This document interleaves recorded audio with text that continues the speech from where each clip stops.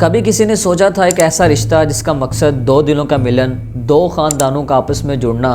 ایک دن معاشرتی دباؤ، دکھاوے اور رسموں کی زنجیروں میں جکڑا جائے گا۔ یہ کہانی صرف آج کے دور کی نہیں ہے، بلکہ یہ ایک ایسا سفر ہے جو صدیوں سے چلتا چلا آ رہا ہے۔ یہ ایک ایسا سفر ہے جو سادگی سے شروع ہوا اور شان و شوکت کے بوجھ تلے دب کر رہ گیا۔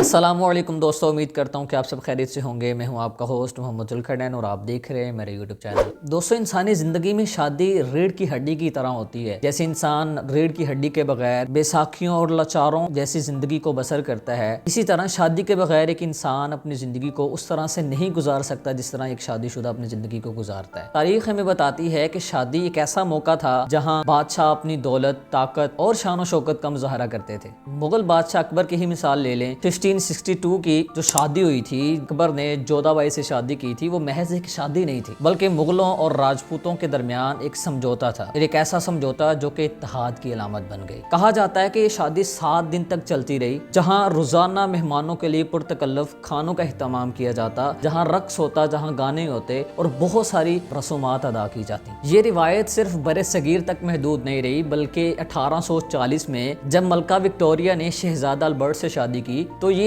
شادی اس ٹائم کی سب سے مہنگی ترین شادیوں میں شمار تھی، اور آج بھی یورپ کے اندر سب سے بڑی بڑی شادیوں کے اندر اس کو شمار کیا جاتا ہے۔ ملکہ وکٹوریہ وہ واحد ملکہ تھی جس نے وائٹ ڈریس کا آغاز کیا تھا، جو کہ آج ایک دلہا اور دلہن کی علامت بن چکی ہے یورپ کے اندر۔ اگر ہم تاریخ پر نظر ڈالیں اور آج کے دور کو دیکھیں تو ہماری جو سادہ شادیاں تھیں وہ کس طرح شان و شوکت میں بدل گئیں، اور کس طرح ہم نے خود کو ایسی مشکلات کے اندر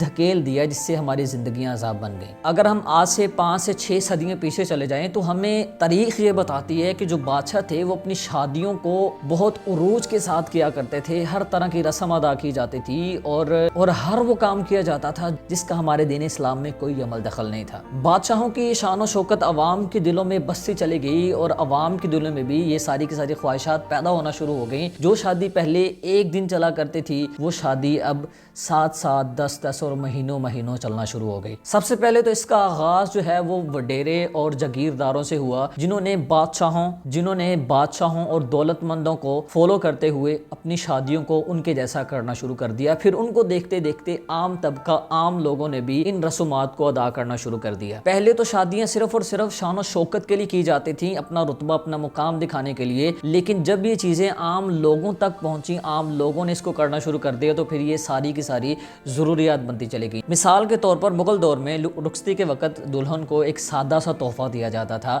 جو کہ پیار محبت کی علامت تھی، لیکن دیکھتے دیکھتے بعد میں یہ جہیز کی شکل اختیار کر گئی۔ لیکن آج کے دور کی اگر ہم بات کرتے چلیں تو لڑکی کے والدین کو ان ساری رسومات کو ادا کرنے کے لیے بھاری بھاری قرض ادا کرنا پڑتا ہے اور اپنی بیٹی کا جہیز بنانا پڑتا ہے۔ دوسری طرف تقریبات کا دائرہ بھی بڑھتا چلا گیا۔ پہلے مہندی، مایوں، بارات، اس طرح کا کوئی کنسیپٹ نہیں تھا، صرف اور صرف ایک دن کی تقریب ہوتی تھی اور وہ بھی ایک ہی جگہ پر۔ لیکن آج کے دور میں مہندی، مایوں، نکاح، بارات،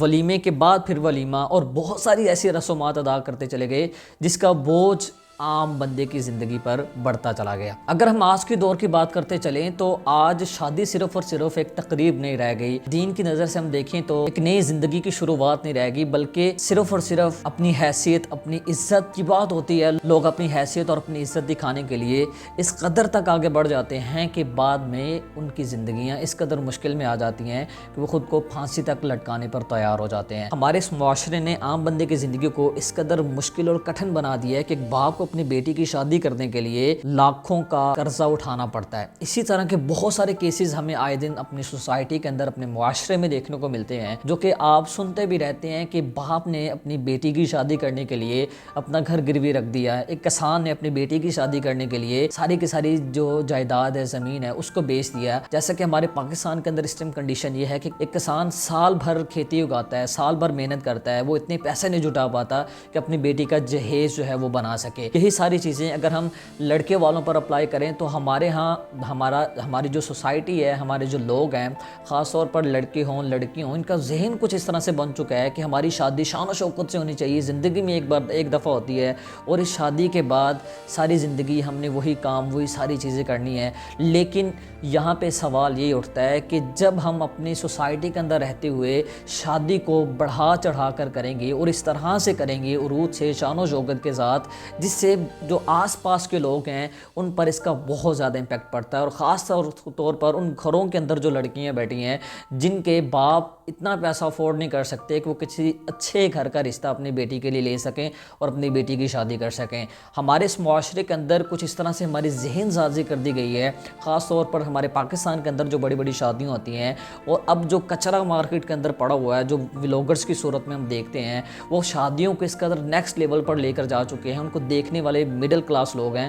مڈل فیملیز ہیں جو ان کو دیکھتی ہیں، اور دیکھ کر ان کے دلوں میں ایسی خواہشات پیدا ہوتی ہیں کہ اگر یہ اس طرح کی شادی کر سکتے ہیں تو ہم اس طرح کی شادی کیوں نہیں کر سکتے۔ ہم دیکھتے ہیں کہ ہمارے پاکستان کے اندر اس ٹائم 30 سے اوپر 35 سے اوپر کی ایج کی جو لڑکی ہیں وہ بیٹھی ہیں، کنواری ہیں، جن کو کوئی لڑکا نہیں مل رہا۔ کیونکہ ساری زندگی گزر جاتی ہے صرف انہی خوابوں میں، انہی خیالوں میں کہ ہماری زندگی میں کوئی شہزادہ آئے گا، کوئی ایسا لڑکا آئے گا جو کہ ہماری زندگی کو بہتر بنا دے گا، آسان کر دے گا، ہماری ساری کی ساری خواہشات پوری کرے گا۔ مطلب یہ کہ کسی اچھے کی تلاش میں ہم اپنی ساری کی ساری زندگی کو گزار دیتے ہیں۔ پھر ایک ایسا ٹائم آ جاتا ہے، خاص طور پہ غریب کی لڑکی پہ ایک ایسا ٹائم آ جاتا ہے، باپ اس کی شادی نہیں کر پا رہا ہوتا اس سوسائٹی اور معاشرے کی وجہ سے، کیونکہ ذہن سازی ہمارے کچھ اس طرح سے ہو چکی ہے کہ بیٹی کی شادی شان و شوکت سے کرنی ہے، اور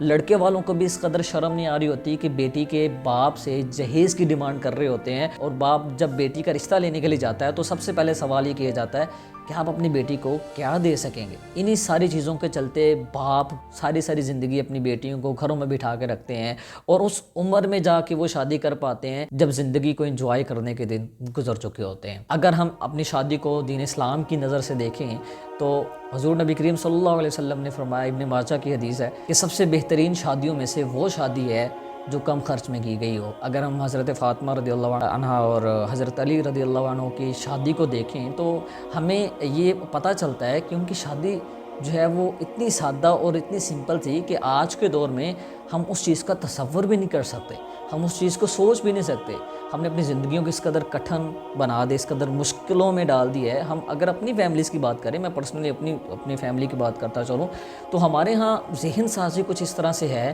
کہ ہمارے ذہن اس طرح سے بلڈ ہو چکے ہیں کہ ہم جو سنت کے مطابق شادی کو شادی سمجھتے ہی نہیں ہیں۔ اگر شادی کی بات کریں تو شادی صرف دو لوگوں کا ملن ہوتا ہے، دو خاندانوں کا آپسی رشتہ تعلق اس کا جڑنا ہوتا ہے، نہ کہ محض اس شادی پہ لاکھوں کروڑوں لگائے جائیں، انویسٹ کیے جائیں، جس سے معاشرے میں سوسائٹی میں بہت برا امپیکٹ پڑتا ہے۔ آج ہم جس سوسائٹی میں جس معاشرے میں رہتے ہیں، ہمارے آس پاس بہت سارے ایسے گھر ہیں، بہت سارے ایسے لوگ ہیں جو کہ شادی تو بڑی دور کی بات ہے، وہ اپنی بیٹی کے لیے کوئی اچھا سا رشتہ نہیں دیکھ سکتے،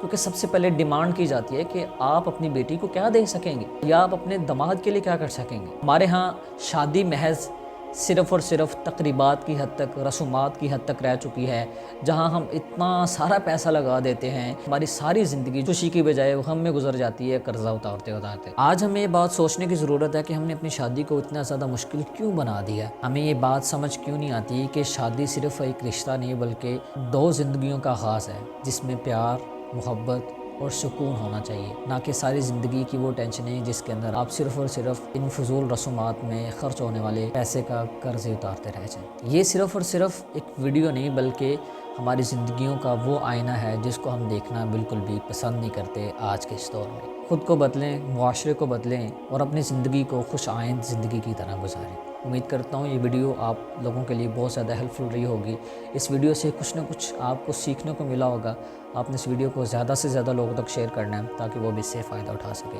ملتے ہیں نیکسٹ ویڈیو میں، دعا میں یاد رکھیے گا۔ اللہ نے کے بعد